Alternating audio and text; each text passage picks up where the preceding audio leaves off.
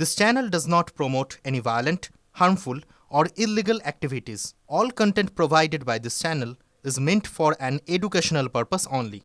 এই মুহূর্তে যে খবরে নজর রাখবো, পুরো নিয়োগ দুর্নীতি মামলায় চূড়ান্ত চার্জশিট জমা সিবিআই এর। চার্জশিটের দাবি ৮ পুরসভায় ৬০০রও বেশি বেআইনি চাকরি হয়েছে।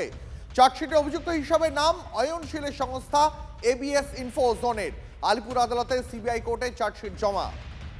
আরও একবার জানাবো আপনাদের, পুরো নিয়োগের দুর্নীতি মামলায় চূড়ান্ত চার্জশিট জমা দিল সিবিআই। চার্জশিটে দাবি করা হয়েছে ৮ পুরসভায় ৬০০রও বেশি বেআইনি চাকরি হয়েছে। চার্জশিটে অভিযুক্ত হিসাবে নাম অয়নশীলের সংস্থা এবিএস ইনফো জোনের। আলিপুর আদালতে সিবিআই কোর্টে চার্জশিট জমা। সিবিআই চার্জশিটে অভিযুক্ত আইএএস জ্যোতিষ্মান চট্টোপাধ্যায়। দুর্নীতির সময় ডিএলবি বিভাগের ডিরেক্টর ছিলেন জ্যোতিষ্মান। উত্তর এবং দক্ষিণ দমদম, কামারহাটি, বরানগর সহ ৮ পুরসভায় দুর্নীতি। এই ৮ পুরসভায় ৬০০রও বেশি বেআইনি চাকরি হয়েছে। আমাদের প্রতিনিধি সুপ্রিয় রয়েছেন আমাদের সঙ্গে। সুপ্রিয়, সিবিআই যে চার্জশিট পেশ করেছে পুরো নিয়োগ দুর্নীতি মামলায়, সেখানে যা উল্লেখ করা হয়েছে ৮ পুরসভায় ৬০০রও বেশি বেআইনি চাকরি হয়েছে। চার্জশিটে আর কি কি উল্লেখ রয়েছে?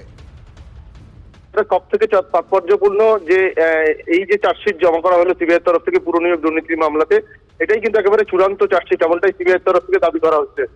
এবং এই যে চার্জশিট, সেই চার্জশিটে নিয়োগের দায়িত্বে থাকা যে অয়নশীল, তার যে সংস্থা এবিএস ইনফোজন, সেই সংস্থার যেমন নাম রয়েছে, তার পাশাপাশি আইএএস অফিসার জ্যোতিষ্মান চট্টোপাধ্যায়, তার নামও কিন্তু রয়েছে, এমনটাই আমরা সিবিআই সূত্রে জানতে পারছি। কারণ ইতিপূর্বে সিবিআই তরফ থেকে যখন সাপ্লিমেন্টারি চার্জশিট দেওয়া হয়েছিল, সেই সময় অয়নশীল এবং তার পাশাপাশি পাচু গোপাল রায় এদের নাম ছিল, এবং তার পরবর্তীতে এই যে চূড়ান্ত চার্জশিট দেওয়া হলো, এবং এই নিয়োগের ক্ষেত্রে যে দুর্নীতি হয়েছে সেই সংক্রান্ত বিষয়গুলোকে উল্লেখ করে এবং যাদের যাদের ইনভলভমেন্ট রয়েছে, অর্থাৎ এই যে সংস্থা, সেই সংস্থার মাধ্যমেই যে দুর্নীতি হয়েছে, এমনকি আইএএস অফিসার জ্যোতিষ্মান চট্টোপাধ্যায় তিনি একটা গুরুত্বপূর্ণ পদে ছিলেন বা দায়িত্বে ছিলেন, সেই জায়গা থেকে তার কি ভূমিকা ছিল, সেই সমস্ত বিষয়গুলোকে উল্লেখ করে সিবিআই তরফ থেকে আজকে আলিপুর বিশেষ সিবিআই আদালতে এই নিয়োগ দুর্নীতি মামলার চার্জশিট জমা করা হয়েছে। ধন্যবাদ। স্ত্রীকে কটূক্তির অভিযোগ, বন্ধুর মাথা থেঁতলে খুন। ব্যারাকপুরের পানপাড়ায় হাড়হিম করা ঘটনা। গতকাল রাতে স্ত্রীকে কটূক্তির অভিযোগ বন্ধুর বিরুদ্ধে। বচসা চলাকালীন আচমকাই সুমন বিশ্বাসের উপর হামলা চালায় বন্ধু। ইট দিয়ে থেঁতলে দেয় মাথা। বিএন বোস হাসপাতালে নিয়ে গেলে মৃত বলে জানান চিকিৎসকেরা। ঘটনার পর থেকেই পলাতক অভিযুক্ত, তার খোঁজ শুরু করেছে টিটাগড় থানার পুলিশ।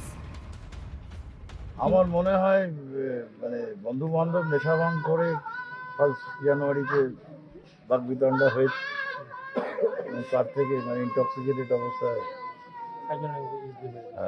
প্ল্যান্ড নয় তবে নন প্ল্যান্ড ওয়েতে হয়ে গেছে। এখন ইনসিডেন্ট কি নিয়ে ঝামেলা তেমন কিছু জানা না, যাচ্ছে? সেটা তো কি নিয়ে ঝামেলা হয়েছিল? কিছু সেরকম। কে কাকে মারলো? ওই বিজয় বিশ্বাস দাসকে মারলো সুমন বিশ্বাস।